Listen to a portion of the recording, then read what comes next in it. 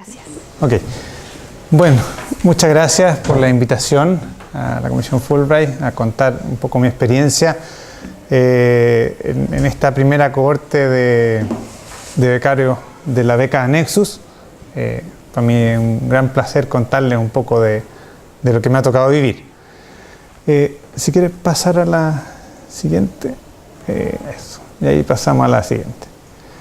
Bien, yo voy a contarles tres aspectos de mi experiencia, que es mi trabajo propio de investigación individual, trabajo en grupo y trabajo como Nexus completo.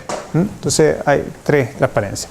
Aquí esto es simplemente, yo no tengo una presentación muy organizada, es simplemente tres transparencias para mostrarles imágenes de lo que ha sido Nexus.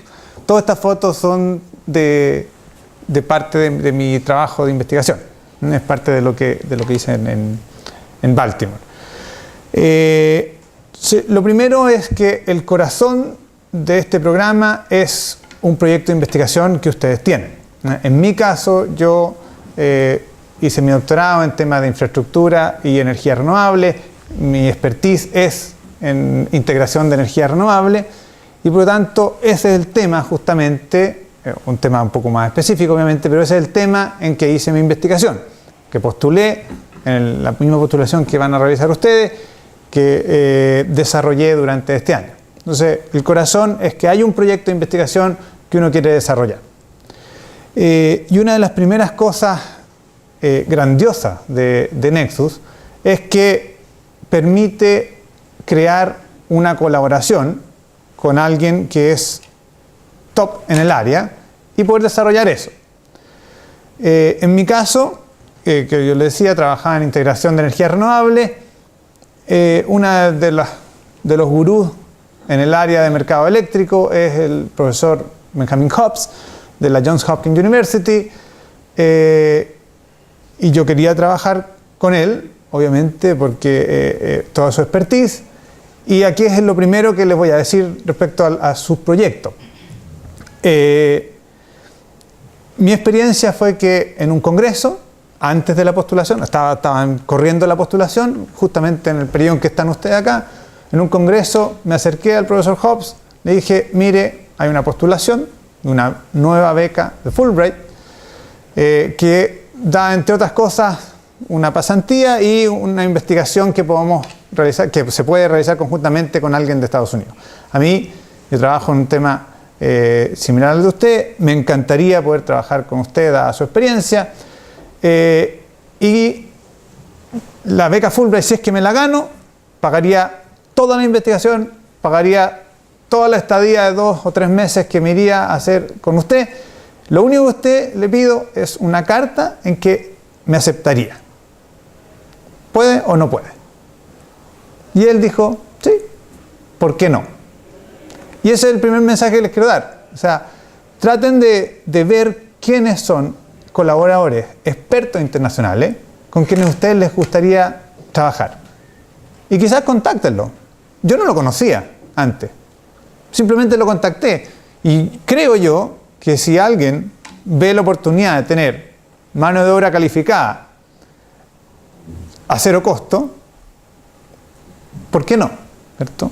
Que fue la respuesta que él me dio. Después, obviamente, lo contacté cuando me la gané. Yo creo que se sorprendió un poco, digamos. Y ahí empezamos el contacto y empezamos a trabajar. Para mí ha sido fantástico.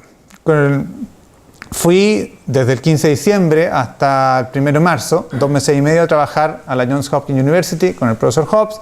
Trabajamos un tema en cómo integrar la energía renovable, tanto en Estados Unidos como en Chile. Tenemos un paper que estamos a punto de mandar a publicación, y creamos lazos de manera de seguir colaborando. La idea es que yo le ayude a co-guiar, de hecho uno de sus alumnos de doctorado, Ben Hobbs, viene acá a Chile en noviembre durante 1 o 2 semanas, eso estamos afinando los detalles, para trabajar conmigo, para continuar la colaboración que hicimos en Nexus y poder continuar la investigación que tanto a él como a mí nos dejó muy contentos y conformes, y yo creo que es algo realmente muy de primer nivel. Y entonces estamos muy contentos y él va a venir acá en noviembre y probablemente vamos a tratar de seguir esta colaboración permanentemente. Entonces, la primera gran ventaja es que enriquecí mucho mi investigación a través del contacto con investigador top del área y ese lazo no duró un año, no se va a terminar ahora en un par de semanas más cuando vaya a presentar el informe final, sino que esto va a continuar, él va a venir en noviembre y probablemente vamos a seguir investigando. Entonces eso es un beneficio enorme que ustedes tienen con esto. Segundo, de mi trabajo de investigación individual. En este proyecto, como decía Yunuen, ustedes les piden poner 2 o 3 stakeholders. Yo puse 3 porque siempre más es mejor, creo. Y eso es súper importante porque uno como académico tiende a hacer cosas bien académicas. Le interesa publicar en las revistas top, le interesa hacer investigación de primer nivel.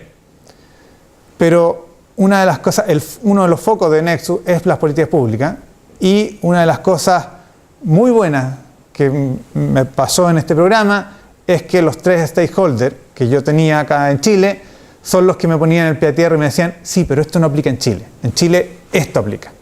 Ah, de veras, esto aplica. Y esto, pero esto también aplica en Estados Unidos. Y ellos empezábamos a hacer investigación que no sea por allá arriba en las nubes o que solo sirve a Estados Unidos, sino que investigación que sirve acá y que yo espero pronto podamos implementar acá.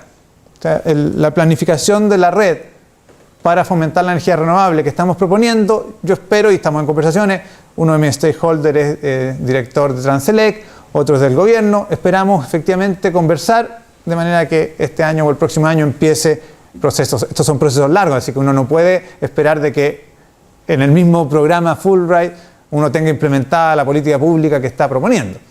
Pero lo bueno es que al menos estos stakeholders son clave para tener una chance de que esa política pública realmente termine en política pública. Si uno lo hace solo, las probabilidades son más bajas. Así que yo creo que también parte de esto, el contacto con los stakeholders es fundamental. Y en mi caso yo por lo menos me juntaba una vez al mes, todos los meses, a contarles en qué estaba, a pedirles consejos y ellos con muy buena disposición, ¿cierto? Se contactan conmigo. Sobre todo después en el segundo seminario, ellos van a este seminario y ellos ahí captan muy bien cuál es la esencia del programa y después de eso el trabajo es mucho más fácil. Eso es con respecto a mi investigación individual. No les quiero dar detalles propios de la investigación y de los papers que escribimos, pero en términos generales eso es respecto a mi proyecto individual. Además, Fulbright crea grupos. Ustedes son 20 becarios. En nuestro caso, estos 20 becarios se dividieron en 4 grupos. Un grupo de innovación, un grupo de la salud, un grupo de economía y un grupo de energía. Y yo estaba en el grupo de energía. De hecho, ahí estamos los integrantes en uno de los seminarios que hubo en Buenos Aires. Estamos ahí trabajando justamente hablando del tema del grupo. En este grupo nosotros éramos la primera cohorte, así que les debo confesar de que no había ninguna expectativa. La expectativa y nuestro compromiso era el trabajo individual, que era lo que les expliqué recién, que era lo que habíamos prometido en nuestra propuesta y es lo que cumplimos. En esta primera cohorte estaba la idea de que ojalá hiciéramos algo en grupo. Y este trabajo en grupo resultó súper bueno. En el grupo de energía yo rescato 2 cosas. Primero es que en los seminarios uno a su grupo le explica su proyecto y tiene feedback de gente que está en temas muy similares. En el grupo de energía todos algo tenían que ver con mercado eléctrico, con energía renovable. Entonces yo les cuento mi proyecto, ellos rápidamente captan de qué se trata, me hacen sugerencias esto es el primer seminario, esto permite de hecho que hayan cambios propuestos a los proyectos iniciales. Algunos ajustes hicimos de los proyectos iniciales después de esta primera reunión. Porque ese feedback es bien enriquecedor. Uno va teniendo feedback de gente de distintos países, en áreas afines, ¿cierto? Y uno va enriqueciendo la investigación.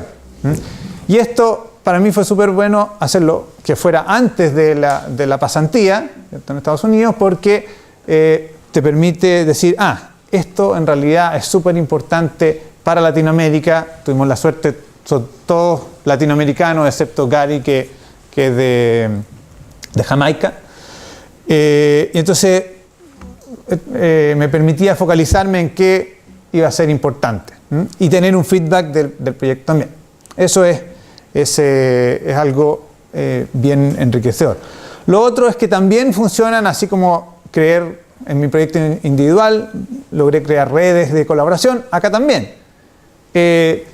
Con este grupo hemos creado redes de colaboración en varios sentidos. Primero, estamos terminando un paper de cómo el contexto de los países tiene una influencia en las políticas energéticas de los países de Latinoamérica y el Caribe. Estamos desarrollando un producto conjunto que es este paper, ¿cierto? Que fue fruto a través de justamente presentarnos nuestro proyecto y darnos cuenta de que tiene pleno sentido ese proyecto, mi proyecto por ejemplo en Chile, pero no tiene sentido en Jamaica y no tiene sentido en Brasil, porque el contexto es distinto. Y entonces eso quisimos trabajarlo y sacar un paper de eso. Entonces hay ya un trabajo colaborativo producto del programa, pero además hay subproductos. Como grupo estábamos postulando a un proyecto internacional de colaboración científica. Además, Gabriel, que es de Uruguay, nos asociamos con él y postulamos conjunto a un FONDEF que nos darán los resultados en septiembre. También hay otros grupos otras personas que han postulado a proyectos. Entonces se crea también ahí una red entre el grupo de energía que ha sido bien productiva. Entonces eso también es algo bien interesante. Justamente aquí en la transparencia está en la portada del paper que yo les mencionaba que estamos desarrollando en conjunto y que debiera estar pronto listo para ser enviado.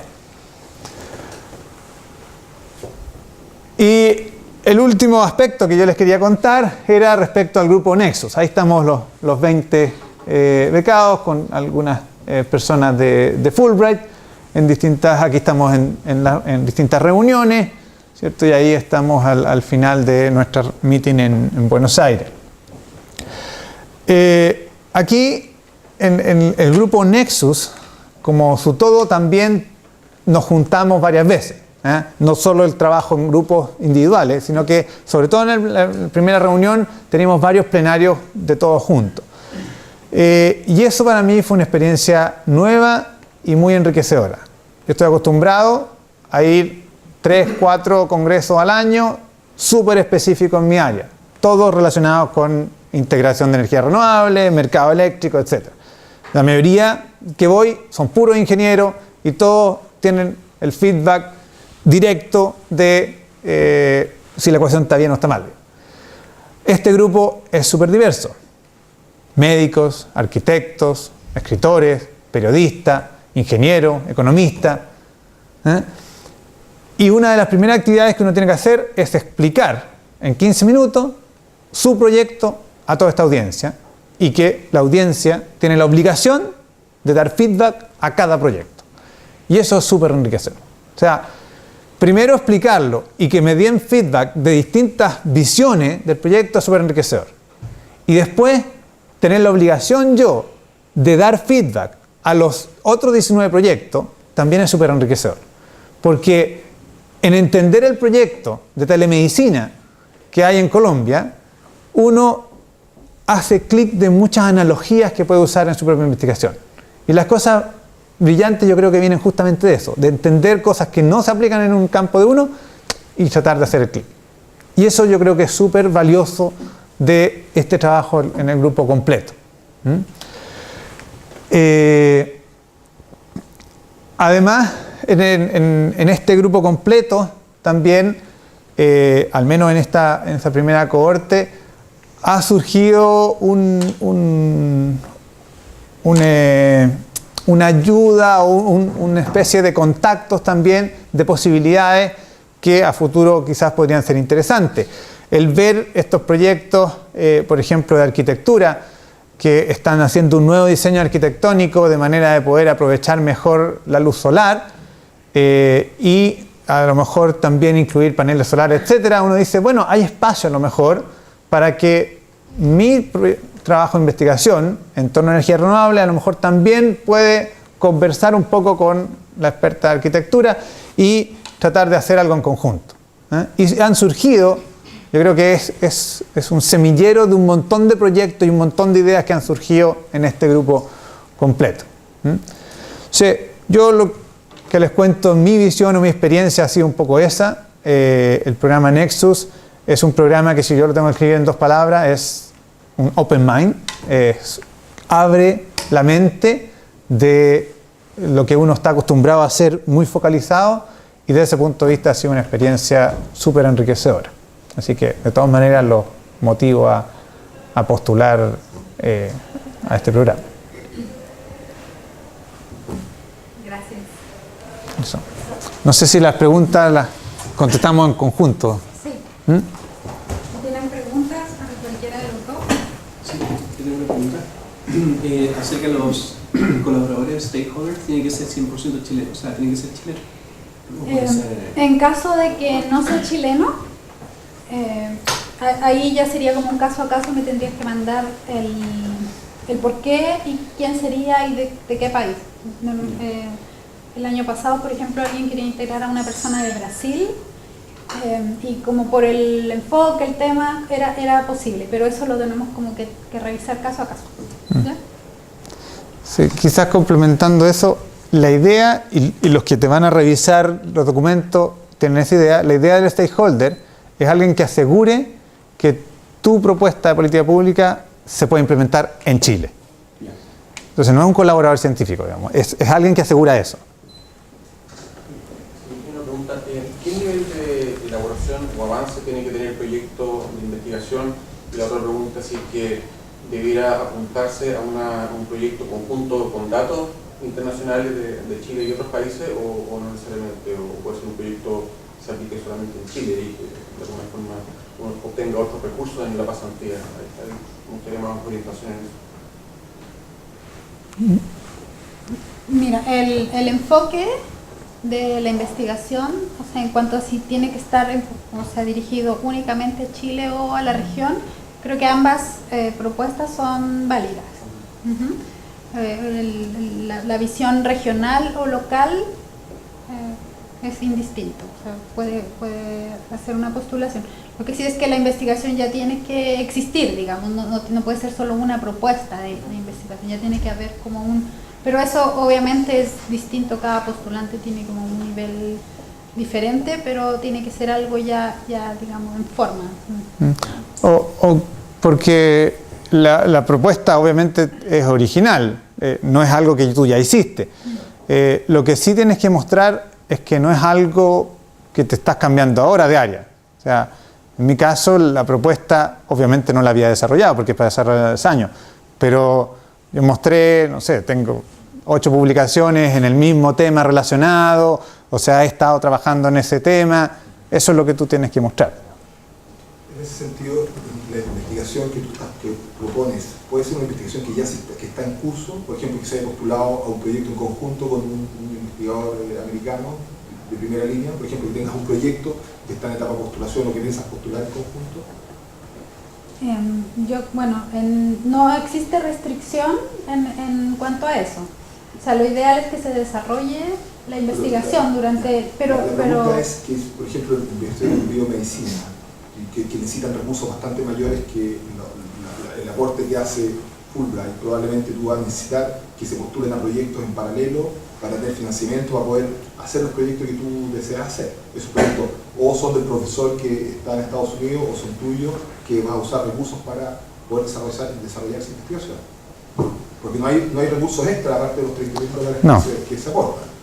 Ahora, yo me imagino que lo que hay que tener cuidado es que no hayan doble financiamiento. O sea, dejar claro, a lo mejor tú, por ejemplo, estás trabajando en un proyecto y una parte de ese proyecto que no está financiada con los fondos locales, tú la estás postulando a ser financiada con Fulbright a través de colaboración.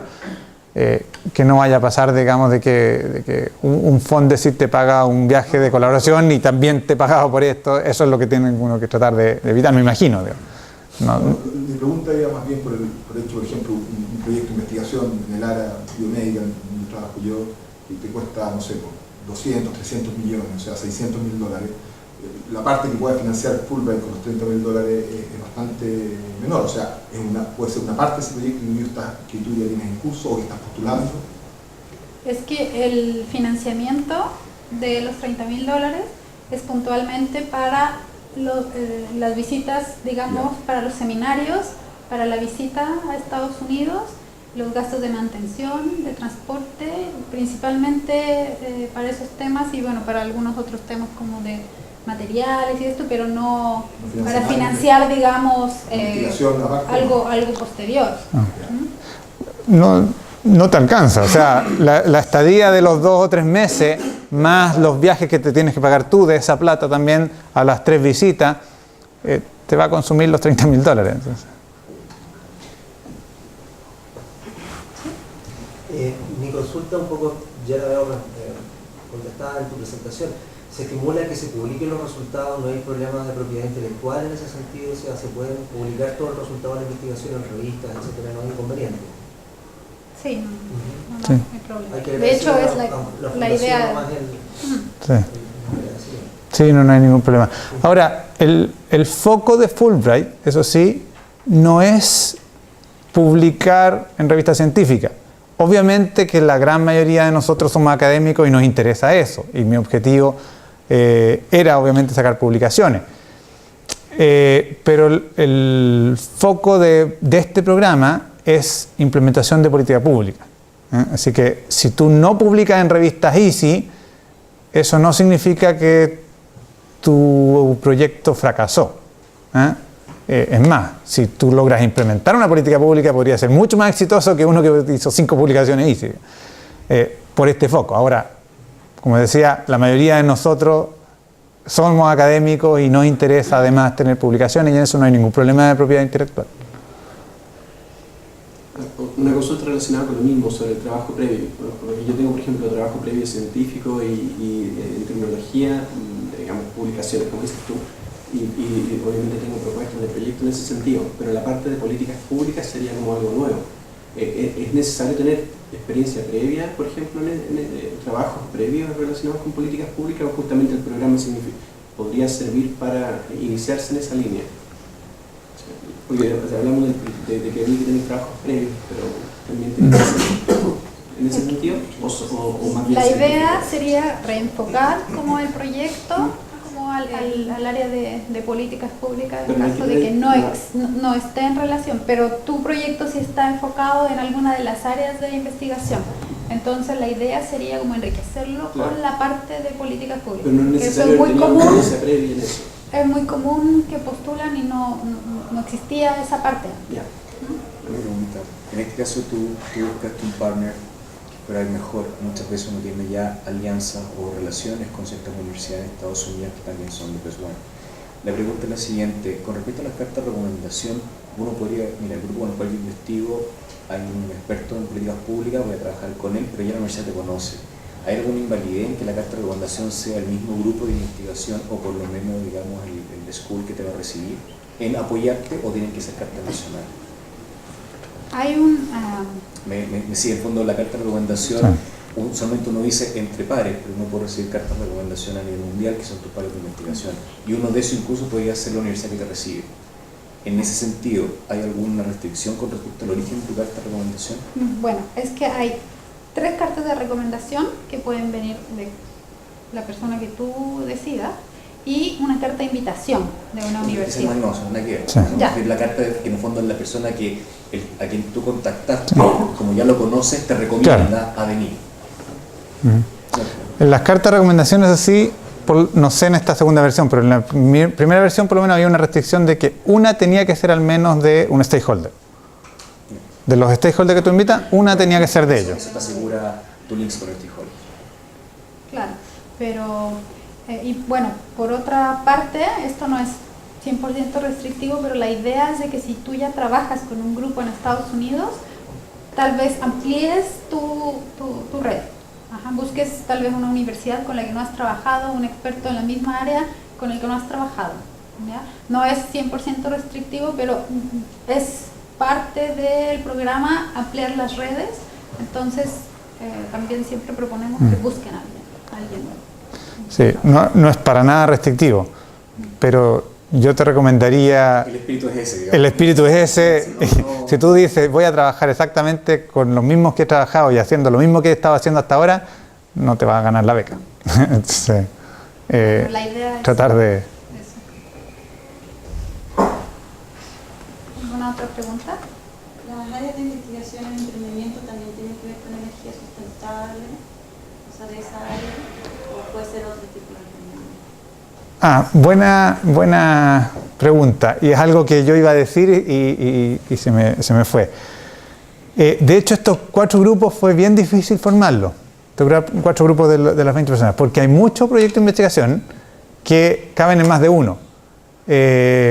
Proyecto que podría ser de energía, pero también de innovación, o de energía, pero también de economía. Hay muchos proyectos que de hecho, hay investigadores que en la mitad de año se pasaron de un grupo a otro, porque veían que calzaban mejor. Eso hace más rico esto, digamos. O sea, de que tú no tienes que decir yo voy en este grupo, o yo postulo por energía sustentable. No tienes para qué decirlo. De hecho, cuando yo postulé, yo dije yo postulo y creo que calzo en estos 2 grupos. Y nunca te van a encasillar. Siempre en el camino, a través de tu proyecto, van a decidir cuál es la mejor forma de armar los grupos. Pero se da justamente que los proyectos son interdisciplinarios y abarcan más de un área. Y eso es rico, digamos, es enriquecedor. Así que en ese sentido, por lo que yo vi, por lo menos, no hay ninguna necesidad de decir mi proyecto está en de los 3 temas, digamos, en este. No. Complementando lo que ella preguntó, me imagino que en este caso lo común, lo transversal es políticas públicas, supongo. O sea, porque en emprendimiento uno puede ver un emprendimiento, ser un futuro Steve Jobs, o puede ser alguien que realmente se dedica al emprendimiento social, ¿cierto? Negocios inclusivos, por ejemplo. ¿Estoy bien o no? ¿Podría decirse que eso es lo común, el tema de impacto en políticas públicas? El impacto, sí, en todos los proyectos tienen que conllevar a un impacto en políticas públicas. Pero ojo, yo entiendo el tema de un poco para dónde va la política pública. No tienes que ser experto en análisis social. Si tú vas al Carnegie Mellon, por ejemplo, que va a sacar el programa de Ingeniería y Políticas Públicas, a veces, desde tu perspectiva, resuelves un problema en la política pública. La política pública se puede hacer de isofacto, puede ser de punto de vista teórico, o análisis desde tu disciplina a lo que falta. Por ejemplo, tú respondiste un tema de energías renovables que en Chile no existía, dando un contexto. Y eso es un insumo para que el que va a tomar la decisión haga política. Que no es necesario que tú sepas política pública. Claro. Eso es. Y dentro de las disciplinas, bueno, si revisan más como a fondo, hay como subdisciplinas, ¿no? Y no son así como puntualmente que dijeran, no sé, energía solar, no, sino dice proyectos que propongan hacer, no sé, erradicar la pobreza a través de propuestas, no sé, de innovación. Entonces ahí es mucho, yo les sugiero que entren como a revisar las subdisciplinas, porque ahí se amplía como, digamos, los temas con un enfoque más claro, digamos, del manejo como de los temas y de los proyectos. Entonces ahí como que uno dice, ya, mi proyecto puede ir como en este sector o no. ¿ya? Así, ¿no? Como que revisen esos puntos. ¿Hay algún lado donde uno tenga acceso, por ejemplo, a proyectos que se adjudicaron en la primera versión del proyecto, digamos, de Nexus, del programa, del año pasado? Que se pueden ver, por ejemplo, qué tipo de proyectos se ganaron, Está, los resúmenes, cosas así. Sí, en el sitio, está en el sitio de Fulbright Internacional. De hecho, en el documento que está en nuestro sitio web, al final están todos los links de todos los documentos y la información, y hay un link que dice vea a los becarios del concurso anterior. Entonces ahí pueden hacer clic y entran y ven la información que se ha publicado sobre quienes estuvieron en el programa, todo lo que se ha publicado, pero los proyectos como tales no están así como los documentos, al menos que yo lo sepa. Yo no sé. No, hay información como de las reuniones, fotos, están los currículums de todos los currículums de las personas. Claro, yo no. Pero puntualmente los proyectos, no. Después de la reunión de Washington, yo creo que van a estar. Ahí van, sí, Probablemente. cuando termine el... Claro, ahí probablemente van a estar. Una consulta sobre el programa. ¿Hay algún foco en, por ejemplo, gente que esté partiendo la carrera o más senior, etcétera? ¿Hay alguna distinción? ¿Hay alguna recomendación sobre eso? El programa se dirige a académicos jóvenes que estén a mitad de carrera, digamos, que tengan... ¿Cuál es la Claro, mitad carrera? Claro, no hay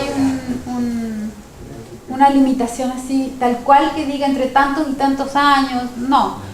Más bien es, lo que se consideraba era no más de 10 años de haber hecho el doctorado, pero hay, en realidad la validación que se incluye es mid-career, o más de 5 años de investigación después de haber hecho el doctorado, es lo que normalmente se considera en los programas de académicos Fulbright en general. Claro. El año pasado decía, ojalá entre 5 y 10 años desde que obtuvo su doctorado. Ahora no quisieron ser tan rígidos y dejaron más amplio, pero ese es como el espíritu. ¿Alguna otra pregunta? Bueno, si les van surgiendo dudas, después de revisar los documentos, que hay mucha información en el sitio web, muchos documentos, hay una guía de cómo completar la postulación. Les surgieran más preguntas, más dudas, me pueden contactar.